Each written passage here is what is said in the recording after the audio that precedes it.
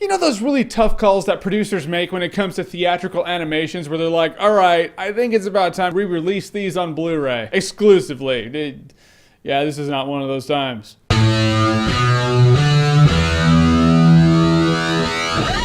Ice Age Continental Drift. I'm gonna call it Ice Age 4 though. Alright, in Ice Age 4, we're joined by Manny the Mammoth, Sid the Sloth, Dennis Leary the Saber-toothed Tiger, because that's what I'm gonna call him, and that little thing that always tries to get that one acorn. Now the continents are drifting and all the land's moving and Manny gets separated from his family, so now he's trying to get back to his family. Then he runs across a big pirate chimp and, well, then there's, we got our villain now. He's voiced by Peter Dinklage, who's in Game of Thrones, and I love that dude. He's a good actor and he does have a good voice for voice acting. Like, I could see him as a villain in a new Uncharted game or something, but in this movie, he's supposed to be this really ruthless pirate ape. Like, Ian McShane could have voiced him, and I'd be like, oh, that makes sense. He's really ruthless and sounds like a pirate. Probably because he was a pirate. And Ian McShane was probably like, I've been a pirate. I'm not doing Ice Age. But Peter Dinklage, he always sounds so proper, you know? Lannister always pays his debts. And I just kept thinking to myself, like, oh, he kind of seems like if you talk to him, you could reason with him, and he'll be like, oh, you know what? You're right. There's no need to dick out here. Go about your business. Sometimes I liked the character. Other times I was like, I like the character enough, but I don't think Peter Dinklage is the right voice for that guy. But I'm glad the guy's getting work. What can I say? The thing that bogged this movie down was the thing involving Manny's daughter. Yeah, there's a bunch of mammoths Saved by the Bell drama going on where she wants to be in with the cool mammoths in school, and they're like, oh, but you hang out with that nerd. And she's like, oh, no, I don't. Yeah, by Saved by the Bell, I really mean Saved by the Bell. I was just like, can you scrap that entire story arc and make this movie, an hour long? Some of the jokes in this movie were kind of funny. I chuckled in a couple parts, but for the most part, I was like, guys, just man it up and admit, like Land Before Time did, that you should no longer release these theatrically and they should go straight to DVD or Blu-ray. Then again, I understand where Fox is coming from, and they're like, oh, well, if we release this in 3D, we're going to make a lot more money. And they will too, so holy shit, I can't fault them for it. But I was just watching Ice Age 4 going, I remember when this franchise was starting and they really had to compete. They were like, all right, we're not Shrek, we're not Pixar, we gotta bring it. In the first movie, they did. But at this point, they're like, all right, the last two Pixar movies were